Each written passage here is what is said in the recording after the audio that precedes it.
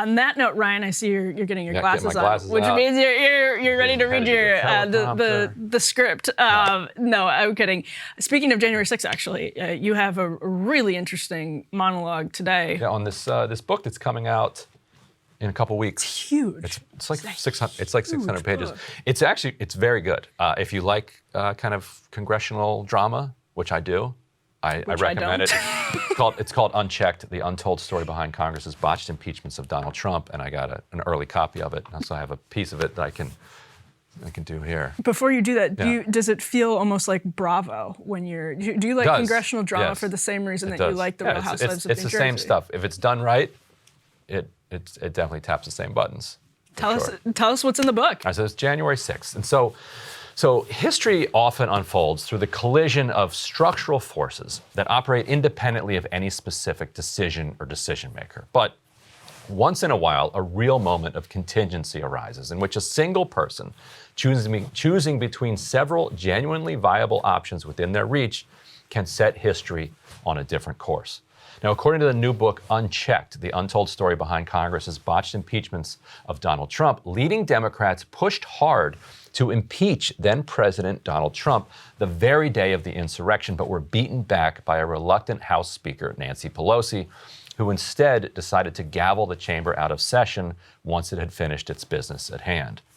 Republican tempers were running so hot against Trump, as documented in the new book by Rachel Bade and Karen Demerjian, that forcing them to choose sides in the Senate that week could easily have resulted in his impeachment, removal, and disqualification from any future run for the White House. High-ranking Democrats wanted to give Republicans that chance. And to give a sense of how thirsty for MAGA blood Republican senators were, the book includes a scene in a Senate conference room. With protesters in the Capitol, Lindsey Graham looked over and saw the Senate sergeant-at-arms in the safe room with them. Graham yelled at them, "What the hell are you doing here? Go take back the Senate. You've got guns. Use them." Graham then called White House attorney Pat Cipollone. Is it Cipollone or Cipollone? I don't know. I'm going to go with Cipollone. Just guess. And he warned that Republicans would remove Trump from office using the 25th Amendment if he didn't call off the mob. Now, the first member of Congress we know of to begin drafting an article of impeachment, David Cicilline, a Rhode Island Democrat, scribbled it on scratch paper while locked down in the Rayburn House office building, according to the book. Representative Ted Lieu, because of his office's proximity to pipe bombs that had been discovered, by the way, whatever happened to those, he had to evacuate, and he came to join Cicilline, where the two worked on the impeachment article together in the office. The two started lobbying other members of the Judiciary Committee, with Lieu texting other members they, quote, should start drafting articles of impeachment now, regardless of what leadership says, unquote. Cicilline reached out to Representatives Jamie Raskin and Joe Neguse, and Raskin recommended going for the 25th Amendment, but if that didn't work, yes, impeachment.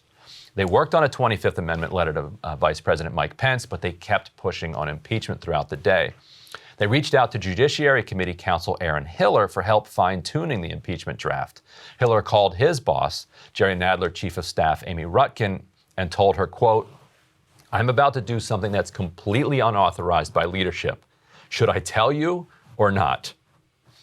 He told her, and she said, do it, after hearing about it. Hiller then told Cicilline, go find 200 co-sponsors right now to get it done. Don't wait for a blessing from leadership. Now, Ilhan Omar had also been working on an impeachment article. Now, because she gets so many death threats, she's one of the few members not in leadership with her own security, and so she was huddled with both parties' leaderships in Fort McNair during the riot.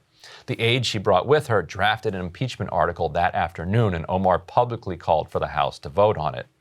That evening, once the Capitol had been cleared and the House returned to finish its business, Cicilline found Steny Hoyer on the floor. Hoyer, as majority leader, controls the House floor schedule. Cicilline handed Hoyer the impeachment resolution and implored him to allow a vote right then and there. He hemmed and he hawed, but he passed the request on to Pelosi. Pelosi's staff first tried to tell Cicilline there were technical reasons it couldn't be done, but then just told him to move on.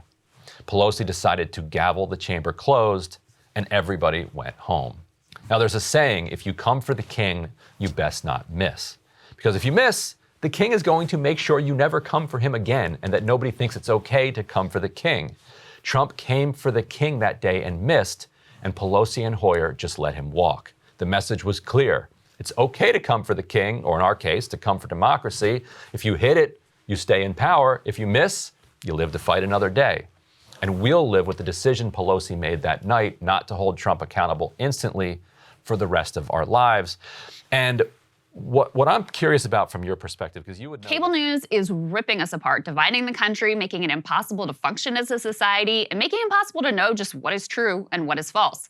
But the good news is they are failing and they know it. That is why we're building something new, a new mainstream, a healthier one, something more trustworthy, something that we are going to need in one of the most pivotal times in American history. We are building up here for the midterms, for the upcoming presidential election, but we need your help. So if you can help us out by becoming a premium member today at breakingpoints.com, we're trying to change America for the better and the entire world. So what are you waiting for, guys? Go to breakingpoints.com and sign up and help us build a new mainstream.